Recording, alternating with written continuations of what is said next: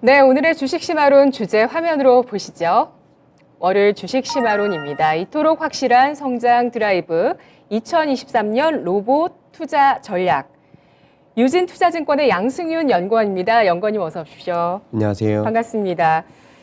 로봇주 올 한 해를 정말 화려하게 장식한 섹터 가운데 하나인 것 같아요. 네. 삼성전자에서 메타버스와 로봇 사업을 육성하겠다는 그 발표를 연초했었기 때문인데요. 로봇에 최근에 또 빅뉴스가 나오고 있습니다. 쿠팡에서 혁신을 위해서 로봇에 5조 원을 투자한다는 계획이 있었어요. 네, 맞습니다. 어떻게 봐야 될까요? 일단은 이번에 말씀하셨던 것처럼 이제 쿠팡에서 40억 달러 의 거금을 투자를 해서 이제 물류 자동화 혁신을 좀 일으키겠다라고 그런 뉴스들이 나왔었고요. 사실 이제 올해 초에 제가 이제 자료에서 말씀을 드렸던 것처럼 로봇 분야에서 특히 주목을 해야 될 게 물류 분야다라고 말씀을 드렸었습니다.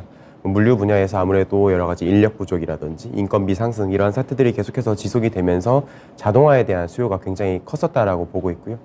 이러한 흐름 속에서 이제 쿠팡과 같은 주요 물류 업체들이 이제 이런 물류 자동화에 좀 적극적으로 이제 진출을 하기 시작한 게 아닌가라고 판단을 하고 있습니다. 네. 쿠팡은 최근 들어서 또 흑자 전환하면서 굉장히 큰 주목을 받고 있는데 네. 이런 투자로 인해서 실적에 더 개선세가 이어질 수 있는 요소가 될 수 있을까요? 결국 자동화를 투자를 한다라는 것이 어떠한 효율성을 이제 추구를 한다라는 의미로 저는 받아들이고 있어서 네. 단기적으로는 여러 가지 비용 지출 우려들이 있기는 하지만 장기적으로 봤을 때는 여러 가지 이제 비용들을 좀 절감을 할 수 있는 그런 수단이 되지 않을까라고 생각을 하고 있습니다. 네, 여러 산업 분야 가운데서 물류 분야가 자동화의 필요성이 굉장히 컸던 그런 섹터라고 보셨는데요. 국내 같은 경우도 CJ 대한통운 등에서 물류 자동화에 박차를 가하고 있죠. 분량 네. 알아볼까요? 일단은 올해 초에 저희 CJ 대한통운에서 128대의 운반 로봇을 이제 도입을 하면서 이제 국내에서도 물류 자동화에 대한 투자가 시작이 되었고 그 이후에 말씀하셨던 쿠팡 투자 결정이 있었고 또 그 이전에는 사실 롯데쇼핑에서도 이제 오카도라고 하는 영국의 온라인 리테일 기업과 협력을 해서 네. 여러 가지 물류 자동화를 하겠다라는 뉴스들이 나왔었습니다.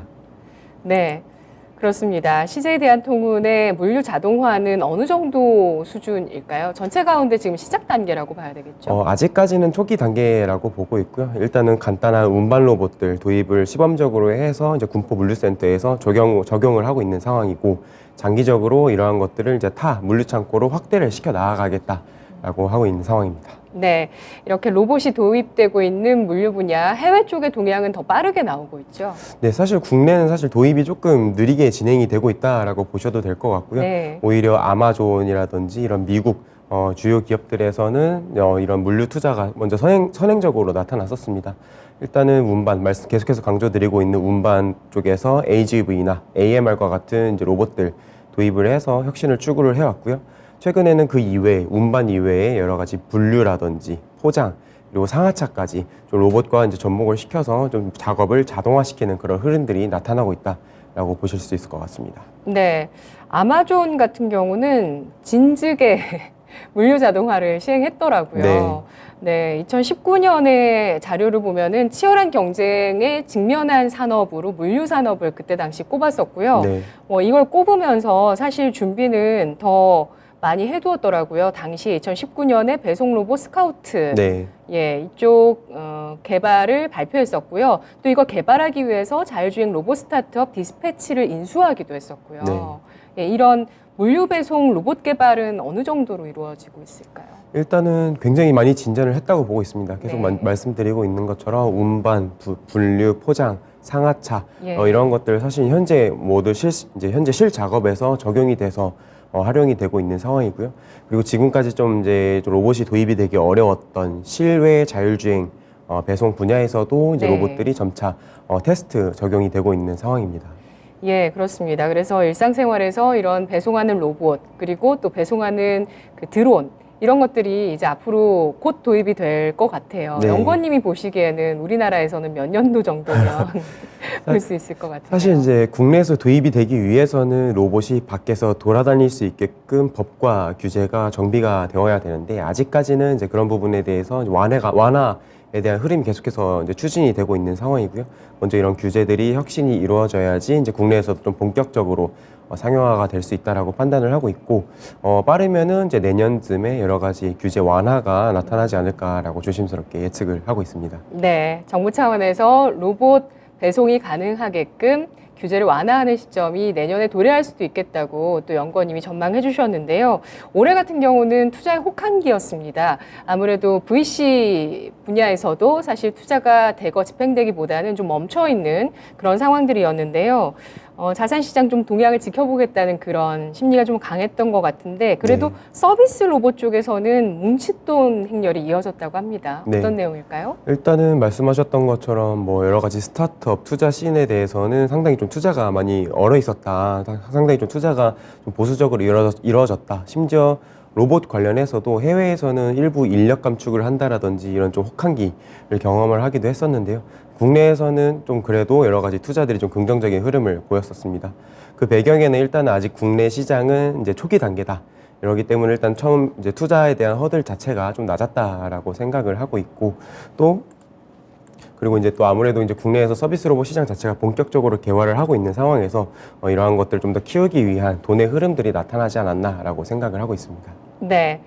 서비스 로봇 시장도 우리나라에서 본격화되는 시점이라고 봐야 되겠네요. 네, 일단은 국내에서는 굉장히 재밌는 것들도 많이 나오고 있습니다. 해외에서는 좀 보지 못했던 여러 가지 새로운 아이디어들도 많이 나오고 있고요. 뭐 네. 예를 들어서 로봇 이커머스라든지 로봇 중고 장터 그리고 이제 여러 가지 로봇을 활용한 이제 조리들, 뭐 치킨을 튀긴다든지 커피 내려주는 이런 푸드테크 씬에서 굉장히 좀 활발하게 아이디에이션이 진행이 되고 있는 상황이라서 좀 앞으로 좀 많은 주목이 필요하지 않나라고 생각을 해볼 수 있을 것 같습니다. 네, 우리나라의 서비스 로봇의 아이디어가 굉장히 참신하다는 부분도 또 다른 나라에서도 주목하고 있다는 뜻이 될 수 있을 것 같은데요. 또 특히 가장 많은 투자가 몰린 쪽이 자율주행 배송이라고 합니다. 네, 맞습니다. 네. 일단은 아까 말씀드렸던 것처럼 아직 국내가 규제 때문에 좀 로봇이 본격적으로 상용화되기 어려운 상황이긴 하지만 그래도 여러 가지 실증 테스트들 중심으로 해서 로봇들 테스트, 실외 자율주행 배송이 좀 테스트가 진행이 되고 있고요. 뭐 대표적으로는 이제 국내 로보티즈가 이제 마곡지구에서 계속해서 테스트들을 진행을 하고 있고 또 최근에는 이제 스타트업인 뉴빌리티라고 하는 회사에서 여러 가지 코엑스 근처에서 세븐일레븐과 협력을 해서 배송 사업에 나서고 있고 좀 다양한 움직임들이 나타나고 있는 점은 긍정적으로 판단을 하고 있습니다. 네, 뭐 산업용 로봇이든 서비스용 로봇이든 이런 자율주행의 기술은 반드시 적용돼야 되는 기술이라고 봐야 되겠죠. 그렇죠. 아무래도 이제 저희 자동차와 마찬가지로 결국 밖에서 돌아다니려면 여러 가지 자율주행 기술이 필요하고요. 오히려 이제 자동차에서 발전해온 실외 자율주행 기술이 저희 로봇 쪽으로 좀 넘어와서 좀 활용이 되고 있는 부분들도 있는 것 같습니다. 네, 그러면 로봇 시장 규모를 봤을 때 산업용 로봇과 서비스용 로봇을 본다면은 앞으로 어느 쪽이 더 커질까요? 지금으로서는 산업용 로봇 시장이 훨씬 더 크다고 판단을 하고 있습니다. 뭐 작년 기준으로 봤을 때 산업용 로봇이 연간 글로벌리 한 52만 대 정도 수요가 있었다라고 이야기가 되고 있고요. 금액으로 환산을 하면은 대략 한 20조 원에서 30조 원 정도 규모입니다. 아직 서비스 로봇 분야는 개화가 막 이루어지고 있는 단계이기 때문에 이렇게 산업용 로봇 시장처럼 좀 어느 정도 숫자가 나온다라고 좀 보기도 어려운 상황이지만 저희 서비스 로봇 분야는 이제 저희 산업용 로봇과 다르게 단순히 제조 현장에서만 쓰이는 것들이 아니라 저희 뭐 음식료라든지 유통, 물류 조금 더 다양한 곳에서 쓰일 수 있는 분야이기 때문에 앞으로 이 산업용 로봇 시장의 규모를 넘어서 더욱더 커질 수 있는 그런 유망한 분야라고 판단을 하고 있습니다. 네, 그래서 실생활에서 보다 많이 사용하는 서비스용 로봇이 점차 확대가 되면 될수록 더 속도가 가팔라질 수밖에 없겠네요. 서비스용 로봇 시장의 확대 네. 속도가요. 맞습니다. 실제로 저희 실생활에서 올해 들어서 굉장히 좀 로봇 적용이 많이 이루어지고 있고요. 뭐 여러 가지 간단한 로봇인 서빙 로봇을 중심으로 해서 최근에 좀 보급이 많이 이루어지고 있고 또 최근에 기사들이라든지 뉴스들 확인을 해보시면 아까 말씀드렸던 것처럼 조리하는 로봇들에 대한 관심도 굉장히 큰 것 같습니다. 네. 뭐 치킨 튀겨준다든지 이런 어렵진 않지만 그래도 사람들이 직접 하기에는 조금 힘든 작업들 이러한 것들을 일부 로봇으로 대체를 하면서 좀 활용이 가속화되고 있다라고 보실 수가 있을 것 같습니다. 네, 확실히 이런 뭐 조리하는 로봇이 효율이 굉장히 높다고 하더라고요. 네. 그리고 음식 맛 자체도 치킨의 경우는 진짜 그리 다르지 않고 네. 거의 비슷하다고 얘기들 하는 그런 기사들도 좀 많이 보였었는데요. 네. 또 성장세가 돋보이고 있는 분야가 청소 로봇 분야인데요. 성장세 이어질까요? 앞으로도 성장세는 이어질 것 같습니다. 저희 청소기 로봇은 서비스 로봇 분야 중에서도 가장 좀 성공한 로봇 유형이다라고 이야기가 되고 있고요. 뭐 수술 로봇이라든지 이런 로봇들과 더불어서 가장 저희 일상생활에서 많이 쓰이고 있는 로봇이라고 보실 수가 있을 것 같습니다. 그래서 저희 뭐 개인 가정에 뭐 최근에는 이제 한 대씩 무조건 도입이 거의 되어 있는, 보급이 되어 있는 그런 상황으로 보실 수가 있고, 뭐 이 흐름 자체는 앞으로도 지속이 될 것으로 보고는 있는데, 그만큼 이제 보급이 많이 이루어졌고 시장 자체가 성숙해지다 보니까 이 청소기 로봇 시장 자체는 굉장히 좀 경쟁이 치열해지고 있습니다. 뭐 국내에서는 이제 유진 로봇이라든지 뭐 에브리봇과 같은 회사에서 청소기 로봇들이 이미 많이 나와 있고요. 또 최근에는 LG전자, 뭐 삼성전자 이런 대기업들도 이 시장에 뛰어들고 있고, 국내 기업 외에 뭐 중국 기업의 에코백스라든지 뭐 미국의 가장 유명한 아이로봇, 이러한 이제 글로벌 기업들도 계속해서 시장에서 강세를 보이면서 시장 자체는 굉장히 조금 이제 경쟁이 치열해지고 있는 그런 상황이다라고 보실 수가 있을 것 같습니다. 네, 그렇습니다. 올해 뭐 빅테크 쪽에 감원이 굉장히 큰 또 이슈인데요. 그런 가운데 아마존이 지난 8월에 아이로봇을 약 2조 3천억 원대에 인수를 했다고 해서 굉장히 큰 또 이슈였는데요. 이 아이로봇이 청소 로봇 네. 예, 네. 기업입니다. 뭐 글로벌 1위겠죠? 이 네, 기업이? 글로벌 1위고요. 뭐 시장 점유율로는 뭐 예전에는 거의 시장의 절반을 아이로봇이 차지를 했을 정도로 굉장히 네. 컸던 기업이고, 지금도 큰 청소기 로봇 업체라고 보실 수 있습니다. 예, 근데 경쟁이 심화됐다고 하네요. 네, 뭐 중국의 저가 제품들도 많이 들어오고 있고 하다 보니 괜찮다고 하더라고요. 네, 샤오미 청소 로봇. 네, 사실 뭐 여담이지만 이제 저희 집에서도 이제 중국산 로봇 쓰시나요? 쓰고 있는데 네. 굉장히 괜찮고, 또 이제 국내 기업들과 비교를 했을 때도 상당히 좀 이제 오히려 이제 기술의 저변이 올라가고 있다. 저희 사용자들 측면에서는 더욱더 이제 품질 좋은 로봇들을 좀 더 많이 경험을 할 수 있는 그런 상황들이 나타나지 않을까라고 생각을 하고 있습니다. 네, 개인적으로는 저도 집에 그 청소기를 많이 쓰는데 유선, 무선 로봇까지 다 쓰거든요. 근데 유선 청소기 같은 경우는 그래도 10년 쓰거든요. 네. 근데 무선 청소기나 또 로봇 청소기는 그보다는 사용 연수가 짧아지더라고요. 네, 네. 그래서 가격을 고려하지 않을 수가 없게 됐는데 네. 이 청소 로봇 같은 경우는 경쟁이 좀 심화됐다는 측면이 부담 요소이긴 합니다. 그런데 또 성장세는 높고요, 여전히. 네, 맞습니다. 예, 그리고 초기 스타트업 투자가 증가되고 있다고 하는데요. 로봇 업계에서 새로운 유니콘 탄생할 수 있을까요? 분명히 탄생을 할 수 있다라고 생각을 하고 있고요. 다만 시기로는 뭐 단기적으로 저희 국내에서 유니콘들이 많이 나온다 이런 것들이 아니라 네. 결국 로봇 산업의 흐름 자체가 이제 중장기적인 기술 성장이다라고 보실 수가 있기 때문에 좀 중장기적인 호흡으로 바라볼 필요가 있을 것 같습니다. 네. 알겠습니다. 중장기적인 호흡으로 바라보지만 그래도 반드시 로봇 유니콘은 탄생할 것이다. 국내도 역시 마찬가지. 네, 맞습니다. 네. 예. 국내에서 로봇 유니콘이 탄생했을 때 그때가 투자의 적기일까요? 아니면 지금이 투자의 적기일까요? 사실 이제 그때가 되면 이미 늦었다라고 저는 생각을 하고 있어서 네. 지금부터 이제 기술적으로 봤을 때 좀 어떠한 기업들이 재미있는 것들을 하고 있는지, 어떠한 것들이 좀 유망한지 미리 좀 이제 관심을 가지고 지금부터 좀 접근이 필요하다라고 생각을 하고 있고요. 뭐 이제 국내에서는 아까도 말씀드렸던 것처럼 뭐 로봇 이커머스라든지 이런 재밌는 것들을 하는 기업들이 많이 있고, 네. 최근에 이제 스타트업 투자들 뭐 시리즈 A 단계, B 단계 이런 투자들을 많이 받고 있기 때문에 언젠가는 시리즈 C 투자를 받고 또 나중에 상장까지 바라볼 수 있는 기업들이라고 생각을 하고 있어서 지금부터 어떠한 기업들이 있는지 좀 미리 공부가 필요하지 않나라고 생각을 하고 있습니다. 네, 특히 국내 기업들이 다양한 재미있는 시도를 많이 하고 있다고 보셨는데요. 해외의 시각도 마찬가지입니다. 제가 찾아보다 보니까 그 로봇 공학자 세계적인 분 데니스 홍 네. 박사님, 네. 이분 같은 경우도 지금 캘리포니아대 교수신데요. 이분도 미국, 일본보다도 한국에서 서비스용 로봇을 더 많이 볼 수 있고 민간 기업들이 적극적으로 도전을 한 결과 이 서비스용 로봇 시장에서 한국의 경쟁력이 돋보이고 있다 이런 평가를 하더라고요. 네. 예, 앞으로 탄생할 유니콘 기업들 서비스용에서 나오게 될지도 한번 잘 지켜보도록 하겠습니다. 내년 같은 경우는 테슬라와 또 현대차가 인수한 보스턴 다이내믹스가 로봇 양산 경쟁에 돌입한다고 합니다. 어떤 이슈가 나올까요? 일단은 이제 뭐 저희 이번에 테슬라 AI 데이 파트 2에서 공개됐던 옵티머스가 이제 네. 빠른 시일 날 여러 가지 대량 생산을 하겠다라는 이슈들이 계속 있고요. 그게 내년부터라면서요? 근데 제가 봤을 때는 이제 내년이라고 이야기도 있고 하지만 네. 사실 아직까지는 조금 어려울 것 같습니다. 단기적으로 이번에 공개됐던 그런 로봇들 성과를 봤을 때는 아직까지 로봇이 완전히 저희가 기대를 했던 만큼 움직이는 것들은 수행을 하지 못하고 있어서 단기적으로 봤을 때는 뭐 당장 내년에는 조금 어려울진 몰라도 그래도 장기적으로는 분명히 이루어질 것이다라고 생각을 하고 있고요.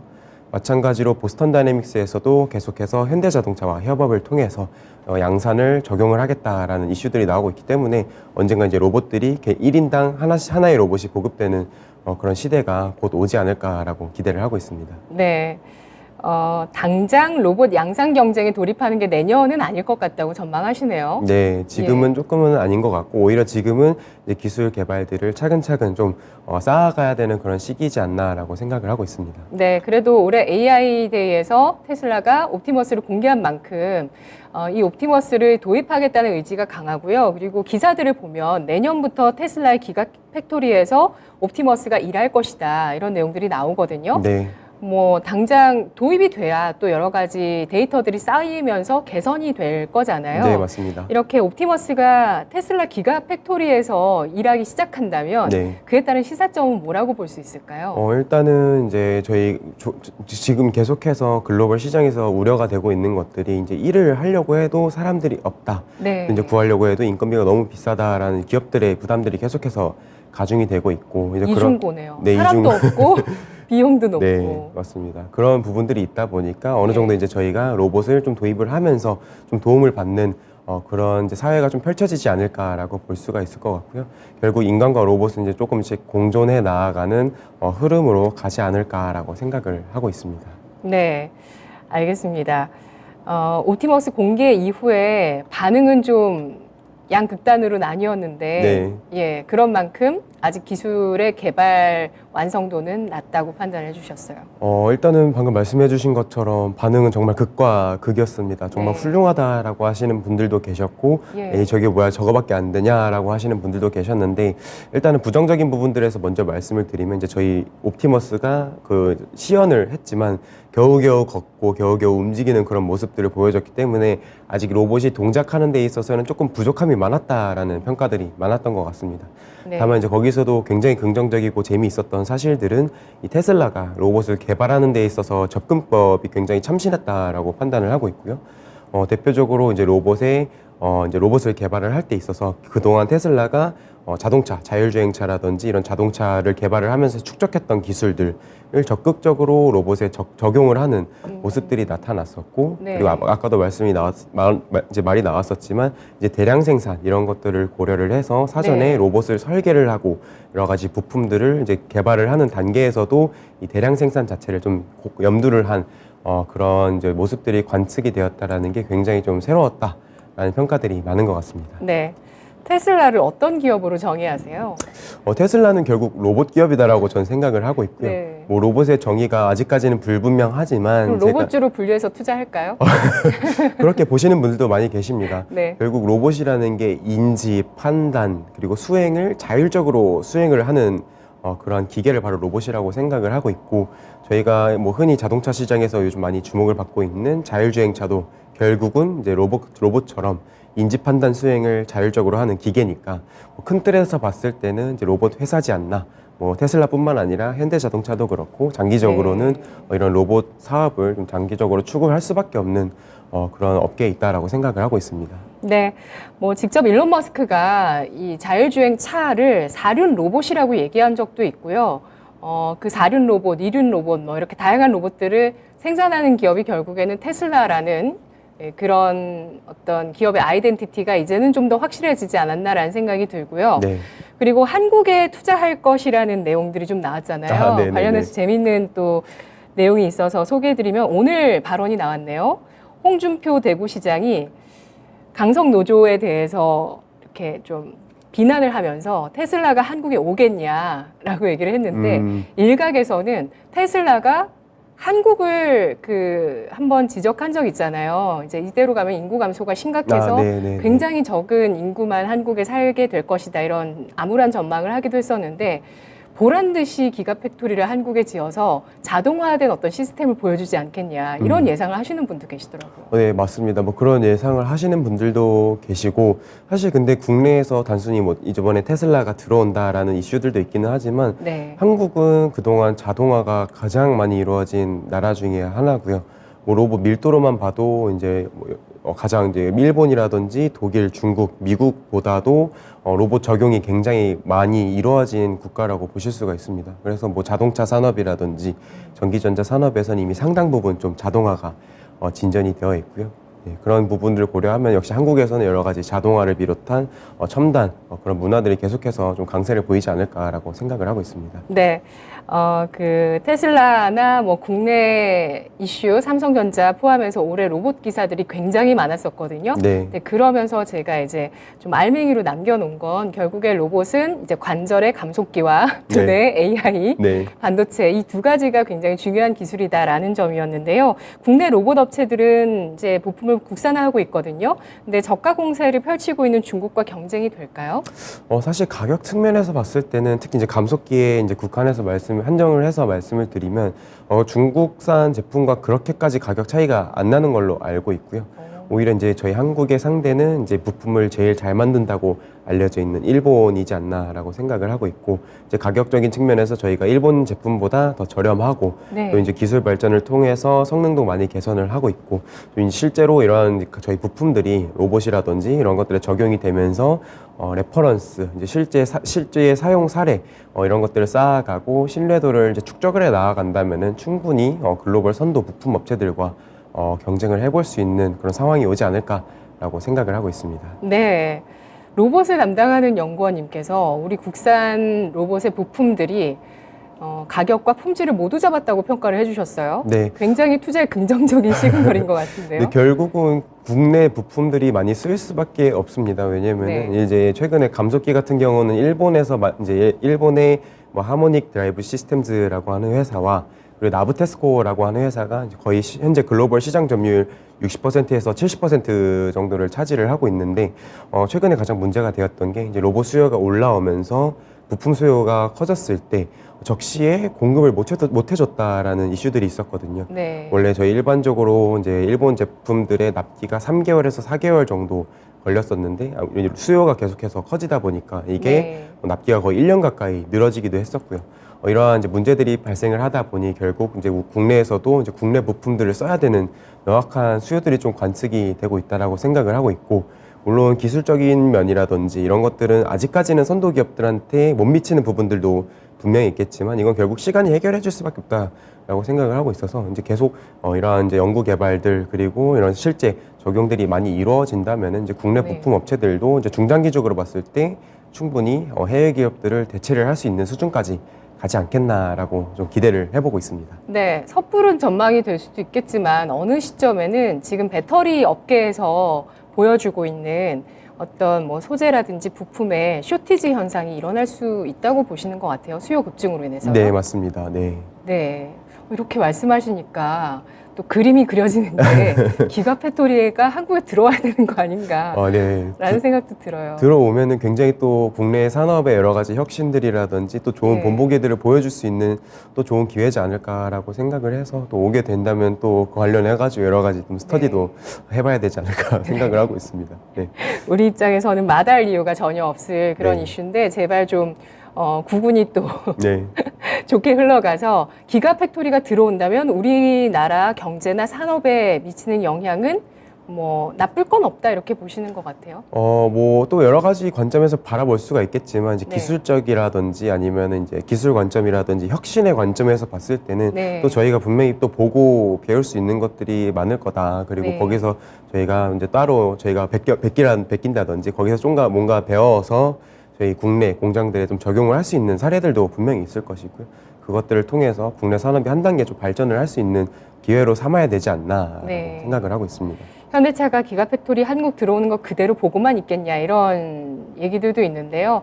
향후 관련 이슈는 계속 관심 있게 지켜볼 필요가 있는 빅 이슈가 아닐까 네, 싶습니다. 네, 맞습니다. 되면 좋겠지만 안 될 수도 있고요. 네. 예, 내년도에 뭔가 투자 의사결정이 나왔으면 좋겠는데 네. 구조적인 변화로 인한 확실한 성장이 보여지는 섹터, 로봇 섹터 이렇게 저희가 네. 수식어를 달아봤는데 내년 투자 포인트 정리를 해볼게요. 일단은 이제 로봇 산업 자체는 내년에도 긍정적으로 바라보고 있습니다. 현재 사회에서 계속해서 이슈가 되고 있는 노동력 부족 그리고 인건비 상승 이거에 대한 것들은 이제 단기적인 문제들이 아니라 결국 중장기적으로 인류 사회가 해결을 해야 되는 문제라고 생각을 하고 있어서 결국 로봇 산업도 그 흐름과 맞추어서 중장기적으로 구조적으로 성장을 할 수밖에 없다라고 생각을 하고 있고요. 내년에는 좀 어디에 주목이 필요한가 했을 때는 사실 올해와 마찬가지의 흐름을 보일 것으로 생각을 하고 있습니다. 올해 가장 많이 관심을 받았던 것들이 이제 차세대 산업용 로봇으로 주목을 받고 있는 이제 협동 로봇 분야가 있었고요. 그리고 서비스 로봇 분야에서는 이제 아까 말씀드렸던 물류 그리고 외식 분야가 있었는데 오히려 이제 이러한 부분들이 올해는 좀 이제 개화의 단계였다라고 하면은 내년에는 이제 본격적으로 좀 보급이 확산이 되는 저희 일상생활에서 더욱 더 적용이 많이 이루어지는 이제 그런 상황들이 오지 않을까라고 생각을 하고 있고 그리고 또 한 가지 이제 내년 이후를 좀 바라봐야 되는 것들은 이제 그 외의 것들이 무엇이 있는가 했을 때 이제 추가적으로 이제 저희가 또 주목을 해볼 수 있는 거는 이제 농업 쪽에 대한 로봇들 이제 움직임을 좀 한번 관심 있게 지켜볼 필요가 있지 않나라고 생각을 하고 있습니다. 네, 로봇 분야가 농업으로도 확산이 되고 있어요. 네. 예, 그래서 농기계에도 자율주행 기술력이 점차 발전될 수밖에 없겠더라고요. 네, 맞습니다. 네. 대표적으로 미국의 이제 존 디어라고 하는 이제 농기구 업체, 농기계 업체에서는 이제 자율주행 트랙터라든지 아니면은 이제 제초 로봇들 이런 것들을 개발을 하고 있는 상황이고요. 또 심지어 내년 초에 있을 CES에서는 저희 존 디어의 회장이 그런 기조 연설로도 나설 예정에 있기 때문에 네. 그 위상이 얼마만큼 좀 중요해졌는지를 좀 이제 저희가 볼 수 있는 부분이라고 생각을 하고 있고 실제로 농업 분야에서도 저희 물류라든지 외식 분야와 마찬가지로 인력 부족 이런 것들이 계속해서 나타나고 있는 상황이기 때문에 로봇 적용 이런 자동화에 대한 관심이 커질 수밖에 없다라고 생각을 하고 있습니다. 네, 그렇습니다. 존 디어 이 농기계 업체 가운데 자율주행 기술로 최선도 기업인 이 기업의 CEO가 CES 2023의 기조 연설을 맡습니다. 매년 기조 연설을 누가 맡고 어떤 얘기를 하는가가 사실 제일 중요하지 않나요? 네, 맞습니다. 예, 그런 관점에서 이 농기계도 역시 자율주행과 로봇 관련한 그런 섹터로 좀 묶을 수 있는 분야고요. 이대로 보내드리기 아쉬워서 네. 탑픽으로 한번 마무리를 해봐야 될 것 같아요. 네. 그리고 현대차도 로봇 기업으로 투자해봐도 괜찮을지 네. 예, 커버 가능하시다면 의견 주시죠. 알겠습니다. 일단은 먼저 로봇 관련주에서 탑픽으로 말씀드리는 기업은 예전부터 계속 말씀을 드리고 있긴 하지만 네. 여전히 레인보우 로보틱스에 가장 관심이 유효하다라고 말씀을 드리고 있고요. 앞서서 이제 로봇은 계속해서 중장기적인 흐름이다라고 강조를 드렸었습니다. 그런 만큼 이제 중장기적으로 저희가 기술 성장을 기대를 해볼 수 있는 그런 기업이 어딘가 했을 때 일단 국내에서는 레인보우 로보틱스가 가장 유망하다라고 판단을 하고 있고요. 현재로서는 저희 협동 로봇 사업을 중심으로 펼치고 있긴 하지만 장기적으로는 이제 사족 보행 로봇이라든지 또 내년 이후에는 AMR과 같은 여러 가지 서빙 로봇, 물류 로봇도 출시를 좀 예정을 하고 있는 상황이라서 조금 더 다양한 로봇 분야로 뻗어 나아갈 수 있는 잠재력도 있기 때문에 계속해서 관심을 추천을 드리고 있습니다. 그리고 또 이제 현대차 관련해서는 이제 제가 커버를 하고 있는 종목은 아니지만 이제 네. 로봇 관점에서 말씀을 드리면 이제 미국에서 가장 유명한 보스턴 다이내믹스를 작년에 인수를 했었고요. 또 이러한 것 이제 보스턴 다이내믹스를 인수를 한 이후에 스팟이라든지 아틀라스 이런 로봇들을 적극적으로 현대자동차 사업들과 뭔가 엮어서 보여주고 있는 부분들도 있고 또 올해 초 저희 CES 2022년에서 여러 가지 메타 모빌리티와 같은 개념들도 보여줬었기 때문에 현대자동차는 결국 중장기적으로 이제 로봇을 이제 중점적으로 활용을 하는 그런 기업으로 나아갈 것이다라고 생각을 하고 있고 어떠한 로봇 사업을 펼쳐가는지 또 보스턴 다이내믹스와 어떠한 시너지를 만들어 나갈 수 있는지 그런 부분들에 대해서 좀 계속해서 주목을 해볼 필요가 있지 않나라고 생각을 하고 있습니다. 네, 알겠습니다. 오늘 로봇 이야기하면서 오늘은 커버를 안 했지만 통신까지 좀 묶어서 해볼 수 있는 내용이기도 하거든요. 그만큼 전방위적으로 전 산업에서 핵심 경쟁력을 키우기 위해서 로봇 분야에 대해서 관심을 갖고 있고요. 그리고 물류 로봇은 이제 앞으로 많은 그 이커머스 기업들에서 투자를 해 나갈 분야인 만큼 관심을 계속 가져보시기 바랍니다. 서비스용 로봇은 우리나라가 또 주목받고 있는 기술력들을 보여주고 있습니다. 분석 여기서 마무리하도록 할게요. 고맙습니다. 감사합니다. 네, 지금까지 투자 판단에 도움드릴 수 있는 내용들 알아봤습니다. 다만 주가의 상승과 하락을 보장하지 않는다는 점을 유의하시면서 투자해 나가시면 좋겠습니다. 오늘 12월 이제 본격적인 첫째 주라고 볼 수 있을 것 같은데요. 양대 지수는 엇갈립니다. 코스피가 이틀 연속의 하락을 기록하고 있어서요. 쉬어가는 모습입니다. 오늘 오후장 마무리 잘하세요. 내일 뵙겠습니다. 고맙습니다.